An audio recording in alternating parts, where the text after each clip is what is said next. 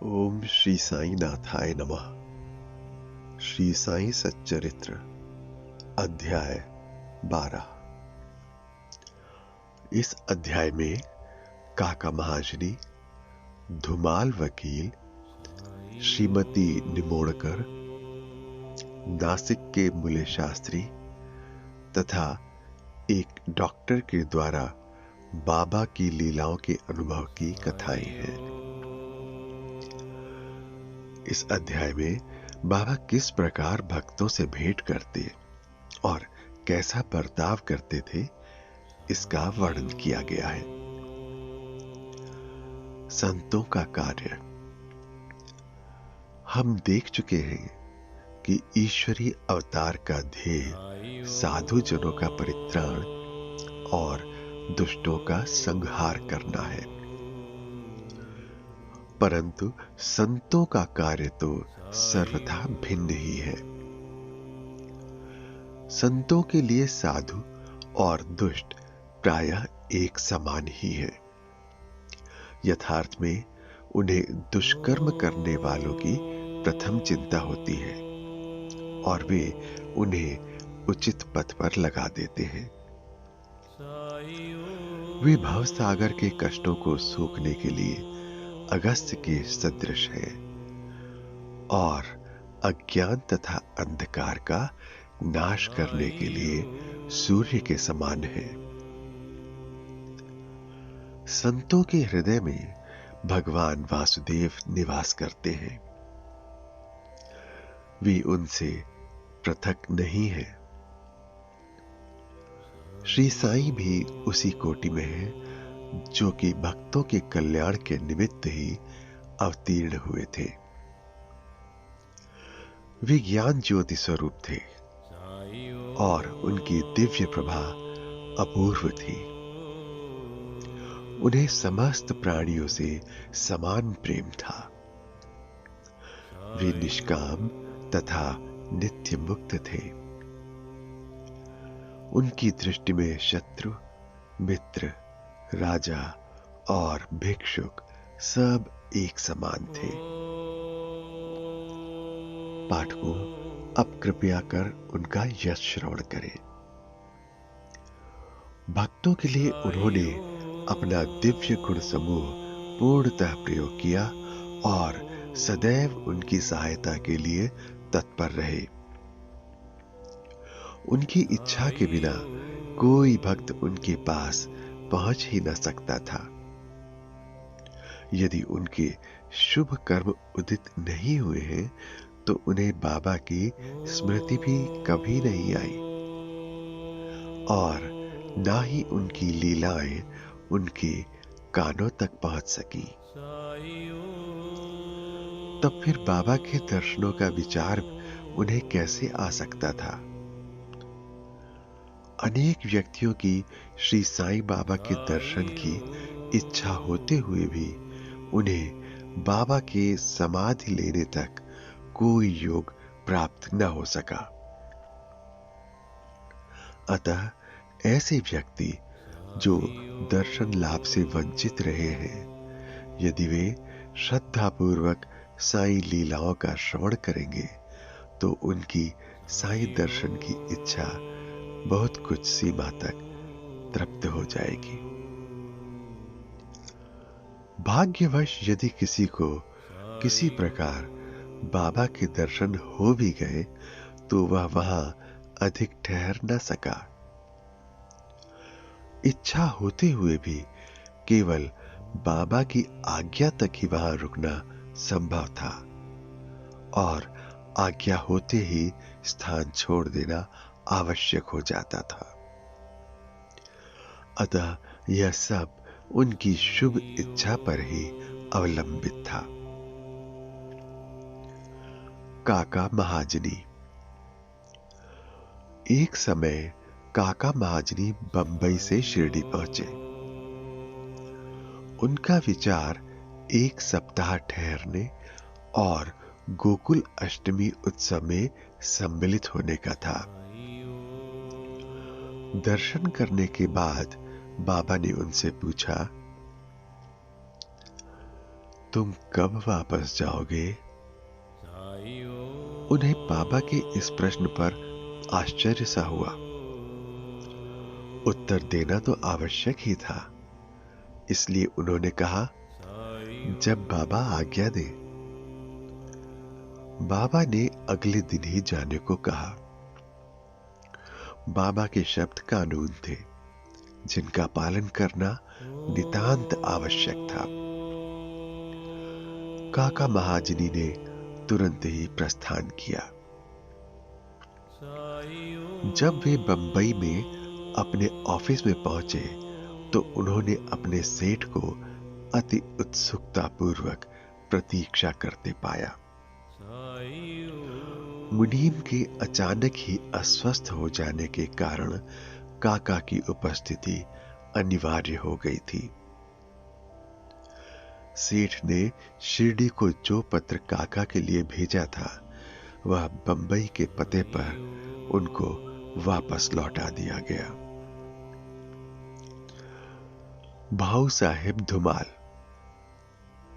अब एक विपरीत कथा सुनिए।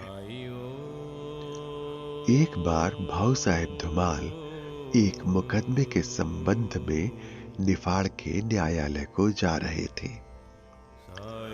मार्ग में वे शिरडी में उतरे।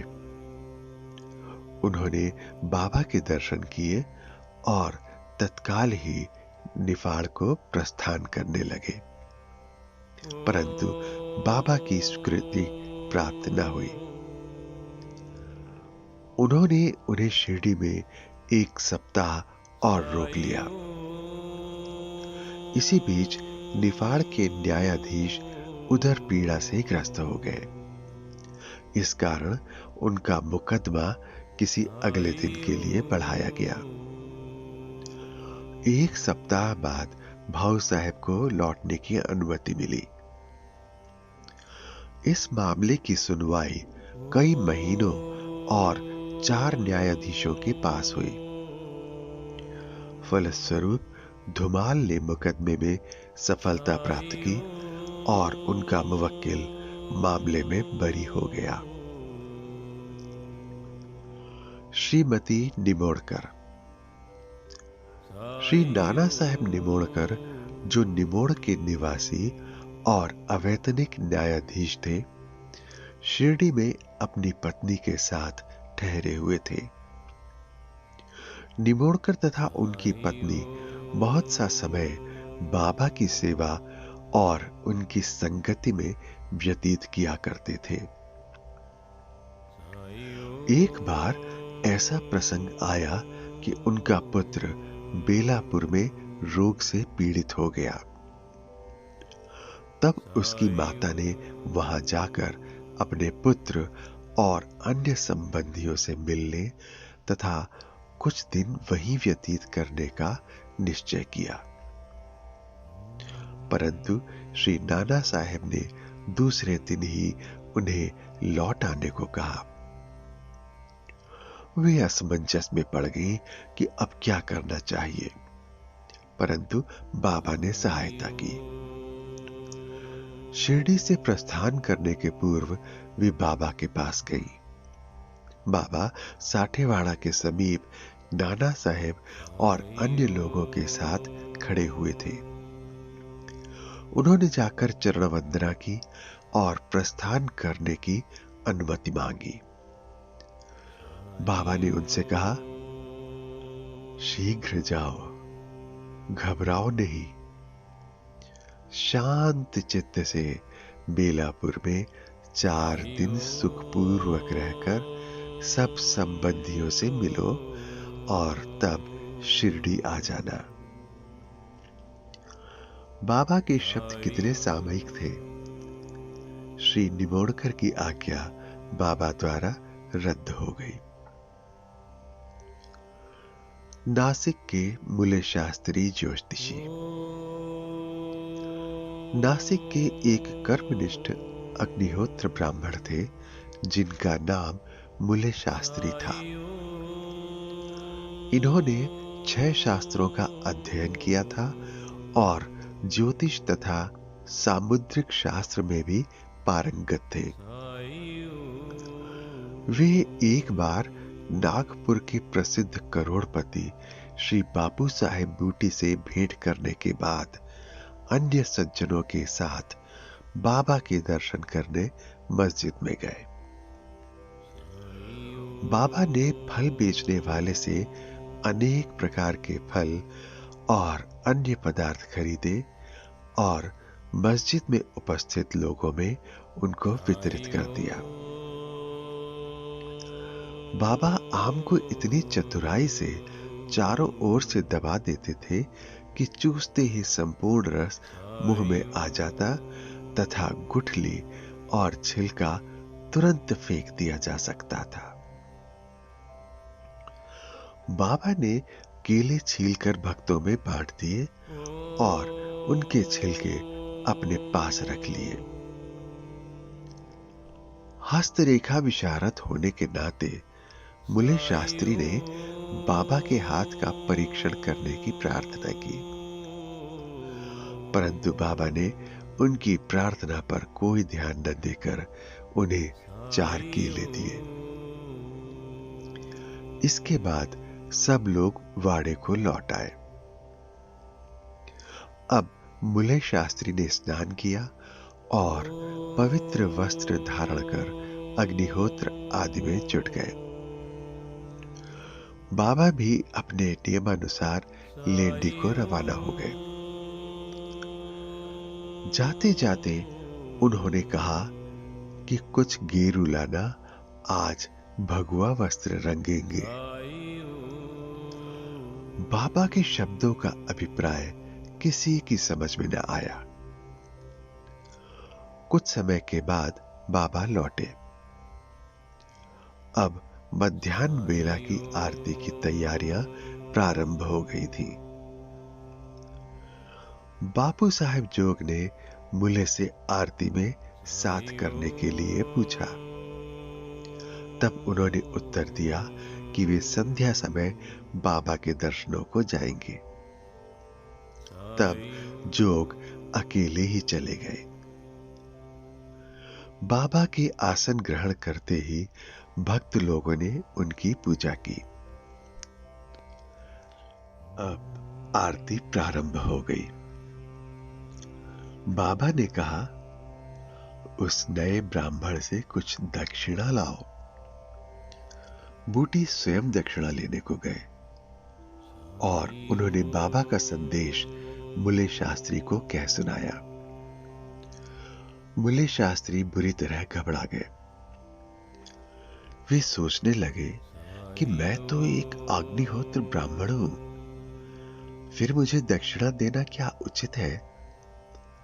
माना कि बाबा महान संत हैं, परंतु मैं तो उनका शिष्य नहीं हूं। फिर भी उन्होंने सोचा कि जब बाबा सरीखे महान संत दक्षिणा मांग रहे हैं और बूटी सरीखे एक करोड़पति दक्षिणा लेने को आए हैं, तो वे अवहेलना कैसे कर सकते हैं? इसलिए वे अपने कृत्य को अधूरा ही छोड़कर तुरंत बूटी के साथ मस्जिद को गए। वे अपने को शुद्ध और पवित्र तथा मस्जिद को अपवित्र जानकर कुछ अंतर से खड़े हो गए और दूर से ही हाथ जोड़कर उन्होंने बाबा के ऊपर पुष्प फेंके। एकाएक उन्होंने देखा कि बाबा के आसन पर उनके कैलाशवासी गुरु घोलप स्वामी विराजमान हैं। अपने गुरु को वहां देखकर उन्हें महान आश्चर्य हुआ। कहीं यह स्वप्न तो नहीं? नहीं नहीं, यह स्वप्न नहीं है, मैं पूर्ण जागृत हूं। परंतु जागृत होते हुए भी मेरे गुरु महाराज यहां कैसे आ पहुंचे? कुछ समय तक उनके मुंह से एक शब्द भी न निकला। उन्होंने अपने को चिकोटी ली और पुनः विचार किया, परंतु वे निर्णय न कर सके कि कैलाशवासी गुरु घोलप स्वामी मस्जिद में कैसे आ पहुंचे। फिर सब संदेह दूर करके वे आगे बढ़े और गुरु के चरणों पर गिर हाथ जोड़कर स्तुति करने लगे। दूसरे भक्त तो बाबा की आरती गा रहे थे, परंतु मुले शास्त्री अपने गुरु के नाम की ही गर्जना कर रहे थे। फिर सब जाति पाति का अहंकार तथा पवित्रता और अपवित्रता की कल्पना त्याग कर वे गुरु के श्री चरणों पर पुनः गिर पड़े। उन्होंने आंखें मूंद ली, परंतु खड़े होकर जब उन्होंने आंखें खोली तो बाबा को दक्षिणा मांगते हुए देखा। बाबा का आनंद स्वरूप और उनकी अनिर्वचनीय शक्ति देख मुले शास्त्री आत्मविस्मृत हो गए। उनके हर्ष का पारावार न रहा। उनकी आंखें अश्रुपूरित होते हुए प्रसन्नता से नाच रही थीं। उन्होंने बाबा को पुनः नमस्कार किया और दक्षिणा दी। मुले शास्त्री कहने लगे, मेरे सब संशय दूर हो गए। आज मुझे अपने गुरु के दर्शन हुए। बाबा की यह अद्भुत लीला देख सब भक्त और मुले शास्त्री द्रवित हो गए। गेरू लाओ, आज भगवा वस्त्र रंगेंगे। बाबा के इन शब्दों का अर्थ अब सबकी समझ में आ गया। ऐसी अद्भुत लीला श्री साईं बाबा की थी। डॉक्टर। एक समय एक मामलतदार अपने एक डॉक्टर मित्र के साथ शिरडी पधारे। डॉक्टर का कहना था कि मेरे इष्ट श्री राम हैं। मैं किसी यवन को मस्तक न नमाऊंगा। अतः वे शिरडी जाने में असहमत थे। मामलतदार ने समझाया कि तुम्हें नमन करने को कोई बाध्य ना करेगा और ना ही तुम्हें कोई ऐसा करने को कहेगा। अतः मेरे साथ चलो, आनंद रहेगा। फिर शिरडी पहुंचे और बाबा के दर्शन को गए, परंतु डॉक्टर को ही सबसे आगे जाते देख और बाबा की प्रथम चरण वंदना करते देख सबको बड़ा विस्मय हुआ। लोगों ने डॉक्टर से अपना निश्चय बदल ले और इस भांति एक यवन को दंडवत करने का कारण पूछा। डॉक्टर ने बतलाया कि बाबा के स्थान पर उन्हें अपने प्रिय इष्ट देव श्री राम के दर्शन हुए और इसलिए उन्होंने नमस्कार किया। जब वे ऐसा कह ही रहे थे, तभी उन्हें साईं बाबा का रूप पुनः दिखने लगा। वे आश्चर्यचकित होकर बोले, क्या यह स्वप्न है? ये यवन कैसे हो सकते हैं? अरे अरे, ये तो पूर्ण योग अवतार हैं। दूसरे दिन से उन्होंने उपवास करना प्रारंभ कर दिया। उन्होंने प्रतिज्ञा की कि जब तक बाबा स्वयं बुलाकर आशीर्वाद नहीं देंगे, तब तक मस्जिद कदापि न जाऊंगा। इस प्रकार 3 दिन व्यतीत हो गए। चौथे दिन उनका एक इष्ट मित्र खान देश से शिरडी आया। वे दोनों मस्जिद में बाबा के दर्शन करने को गए। नमस्कार होने के बाद बाबा ने डॉक्टर से पूछा, आपको बुलाने का कष्ट किसने किया? आप यहां कैसे पधारे? यह प्रश्न सुनकर डॉक्टर द्रवित हो गए और उसी रात्रि को बाबा ने उन पर कृपा की। डॉक्टर को निद्रा में ही परमानंद का अनुभव हुआ। वे अपने शहर लौट आए, तो भी उन्हें 15 दिनों तक वैसा ही अनुभव होता रहा। इस प्रकार उनकी साईं भक्ति कई गुना बढ़ गई।